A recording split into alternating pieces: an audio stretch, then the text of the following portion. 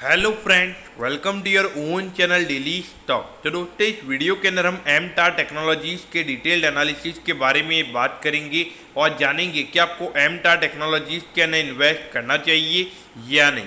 चलिए शुरू करते हैं। तो देखिए, सबसे पहले हम ये जानेंगे कि ये कंपनी क्या काम करती है। तो देखिए, 1970 में ये कंपनी एस्टेब्लिश हो गई थी, यानी कि अगर हम देखेंगे मोर देन 50 ईयर्स इस कंपनी को स्टार्ट हुए हो चुके हैं।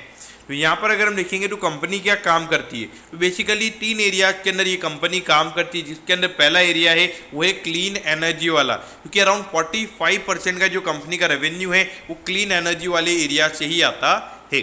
उसके अलावा अगर हम सेकंड सेगमेंट की अगर हम बात करेंगे तो डिफेंस सेगमेंट में ये कंपनी का सेकंड हाईएस्ट रेवेन्यू का नंबर आता है। अराउंड 27% का जो कंपनी का रेवेन्यू का नंबर है वो डिफेंस सेगमेंट से ही आता है। उसके अलावा अगर हम देखेंगे तो जो थर्ड जो हाईएस्ट रेवेन्यू कंट्रीब्यूशन वाला सेगमेंट है वो है न्यूक्लियर एनर्जी। तो ये 3 एरियाज है जहाँ से कंपनी का मोस्टली रेवेन्यू आता है, और कंपनी के अगर हम फोकस की अगर हम बात करेंगे तो मेन कंपनी का इन पे ही ज़्यादा फोकस हमें नज़र आता है।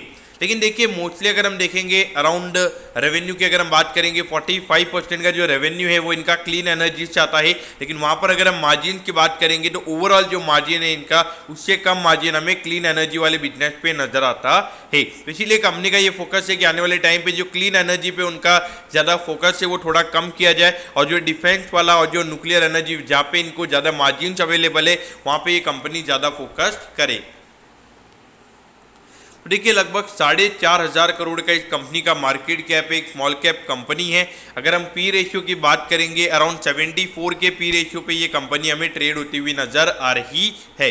वैल्यूएशन पॉइंट ऑफ व्यू से अगर हम बात करेंगे तो यहाँ पे पी रेशियो का नंबर जो है वो यहाँ पे काफ़ी ज़्यादा हमें नजर आता है। लेकिन अगर हम इंडस्ट्री पी की अगर हम बात करेंगे तो यहाँ पे हिंदुस्तान एरोनॉटिक्स एक पब्लिक सेक्टर कंपनी है, यानी कि एक गवर्नमेंट कंपनी है, तो उसकी वजह से उसके वैल्यूएशन के नंबर काफ़ी कम है, इसीलिए आप इंडस्ट्री के पी देखने में वहाँ पे गलतियाँ हो सकती है।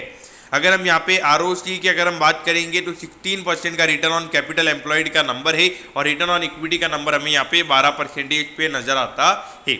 तो देखिए, एक इंजीनियरिंग टाइप की एक कंपनी है, तो वहाँ पर अगर देखा जाए तो उस टाइप के हिसाब से अगर हम देखेंगे तो 10% से ज़्यादा के रिटर्न ऑन इक्विटी के नंबर्स भी यहाँ पे अच्छे होते हैं। और अगर जैसे जैसे यहाँ पे जो कंपनी की प्रॉफिटेबिलिटी आने वाले टाइम पे ग्रो होगी तो ये नंबर्स ऑटोमेटिकली ग्रो हो जाएंगे।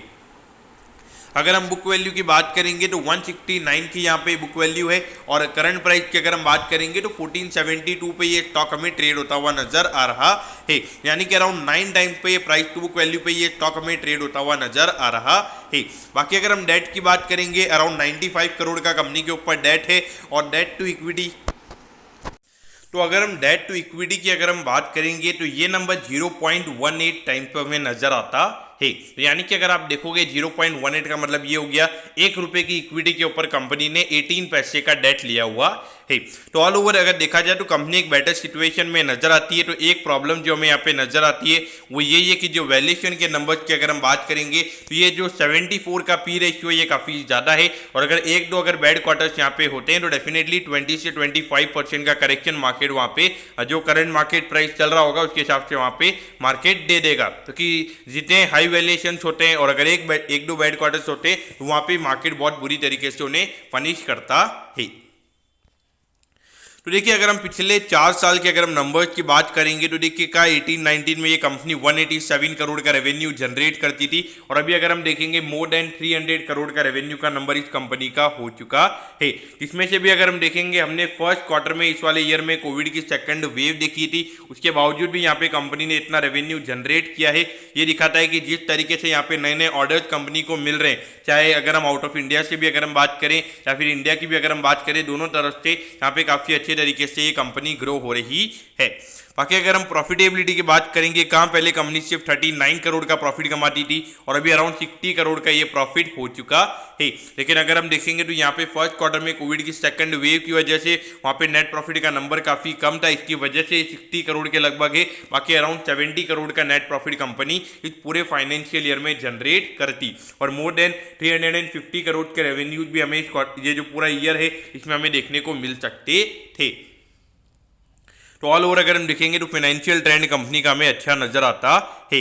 देखिए मार्च 2020 के अंदर अगर हम देखेंगे 62 करोड़ का कंपनी का रेवेन्यू का नंबर था। फिर उसके बाद में जून 2020 की अगर हम बात करेंगे तो वहाँ पे कोविड की फर्स्ट वेव आ गई थी, तो इसकी वजह से ये नंबर कम हो गया था। उसके बाद अगर हम देखेंगे तो सितंबर 2020 में 73 करोड़, फिर 55 करोड़, फिर 69 करोड़, फिर 54 करोड़। फिर उसके बाद अगर हम देखेंगे तो यहाँ पे अराउंड 91 करोड़ का रेवेन्यू कंपनी ने जनरेट किया था। और उसके बाद अगर हम दिसंबर 2021 के अंदर अगर हम देखेंगे तो 78 करोड़ का रेवेन्यू कंपनी ने जनरेट किया था। तो ऑल ओवर अगर हम देखेंगे अराउंड 70 to 80 करोड़ का रेवेन्यू कंपनी पर क्वार्टर ये कंपनी जनरेट कर रही है। और अगर हम पिछले क्वार्टर की अगर हम बात करेंगे तो ऑलमोस्ट यहाँ पे 100 करोड़ पे ये कंपनी आ चुकी है। पिछले क्वार्टर में यहाँ पे 99 करोड़ का रेवेन्यू इस कंपनी ने जनरेट किया था।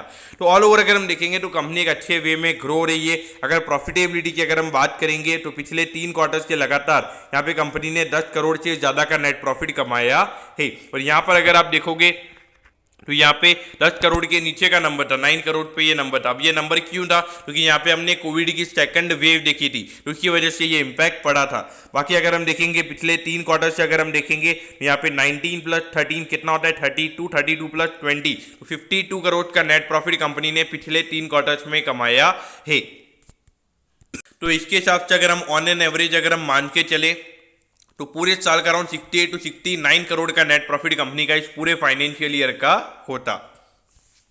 तो इसके हिसाब से अगर हम वैल्यूएशन के नंबर्स की अगर हम बात करेंगे तो वहां पे अराउंड 71 to 72 टाइम्स का पी रेशियो कंपनी का आता है।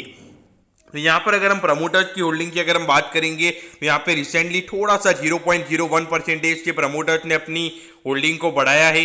पिछले क्वार्टर में अगर हम देखेंगे तो एफआईआई ने भी अपनी होल्डिंग को यहाँ पे बढ़ाया है। उसके अलावा यहाँ पे थोड़ी सी जो डीआईआई की होल्डिंग है वो उन्होंने यहाँ पे कम की है। और जो पब्लिक है यानी कि जो रिटेल इन्वेस्टर्स है उनकी होल्डिंग यहाँ पे थोड़ी सी कम हुई है। तो ऑल ओवर देखा जाए तो शेयर होल्डिंग पैटर्न यहाँ पे काफी अच्छा नजर आता है, क्योंकि जो डीआईआई की होल्डिंग है वो यहाँ पे काफी अच्छी है और एफआईआई की होल्डिंग भी हमें यहाँ पे काफी अच्छी नजर आती है। क्योंकि अगर हम देखेंगे दोनों की होल्डिंग मिला के अगर हम बात करेंगे क्लोज टू अराउंड 30% की होल्डिंग हमें यहाँ पे डीआईआई और एफआईआई की मिला के नजर आती है, क्योंकि दिखाता है कि वो इस कंपनी के ऊपर काफी ज्यादा पॉजिटिव है, उनका व्यू भी हमें यहाँ पे पॉजिटिव नजर आता है।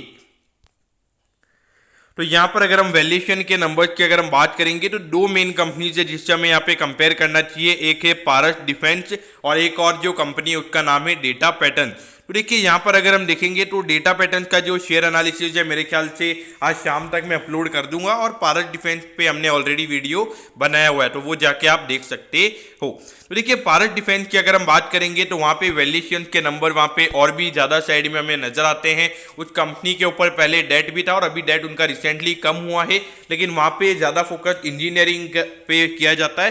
तो मेरे ख्याल से जो एमटा टेक्नोलॉजीज की अगर हम बात करेंगे तो ये कंपनी ज़्यादा क्लीन एनर्जी पे भी फोकस करती है, न्यूक्लियर एनर्जी पे भी फोकस करती है। तो एक डाइवर्सिफिकेशन पॉइंट ऑफ व्यू से ये कंपनी काफ़ी ज़्यादा सही नजर आती है। बाकी पारस डिफेंस की अगर हम बात करेंगे तो डिफेंस और इंजीनियरिंग के प्रोडक्ट में ये कंपनी मेन फोकस हमें नजर आती है। तो वहाँ पे उनके कभी रेवेन्यूज एकदम ज़्यादा हो जाते हैं, कभी कम हो जाते हैं, एक कंसिस्टेंट ग्रोथ वहाँ पे देखने को नहीं मिलती है। तो उस पॉइंट ऑफ व्यू से एक रिस्कीनेस पारस डिफेंस में हमें नजर आती है।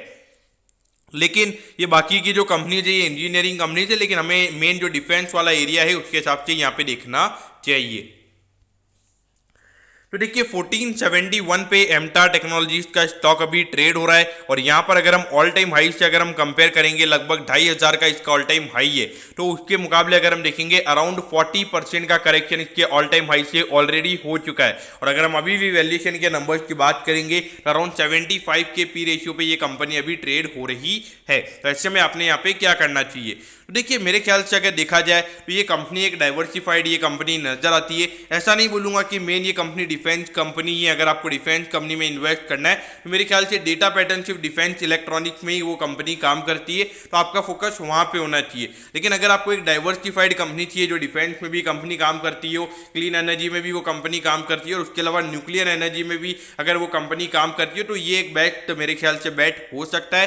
लेकिन यहाँ पर एक चीज आपको माइंड में रखनी होगी कि यहाँ पे जो वैल्यूएशन के नंबर्स वो यहाँ पे थोड़े हायर साइड में, लेकिन मार्केट इतनी ज्यादा डिस्काउंटिंग क्यों दे रहा है? देखिए अगर हम अभी करंटली ऑर्डर बुक की अगर हम बात करेंगे तो अराउंड 648 करोड़ की ऑर्डर बुक कंपनी के पास अभी अवेलेबल है और कंपनी का मानना है कि अराउंड आने वाले 1.5 साल में कंपनी ये जो पूरे ऑर्डर्स हैं ऑर्डर बुक है कंपनी की उसे कंप्लीट कर देगी। यानी कि अगर हम देखेंगे आने वाले 1.5 साल में हमारे पास में 6 क्वार्टर्स हमें नजर आएंगे तो लगभग मोर देन 100 करोड़ पर क्वार्टर का अर्निंग विजिबिलिटी हमें कंपनी का नजर आता है और अराउंड 20 से 22% के नेट प्रॉफिट के मार्जिन से कंपनी के, यानी कि अराउंड पर क्वार्टर यहाँ पे कंपनी 20 से 25 करोड़ के नेट प्रॉफिट ये कंपनी कमा सकती है।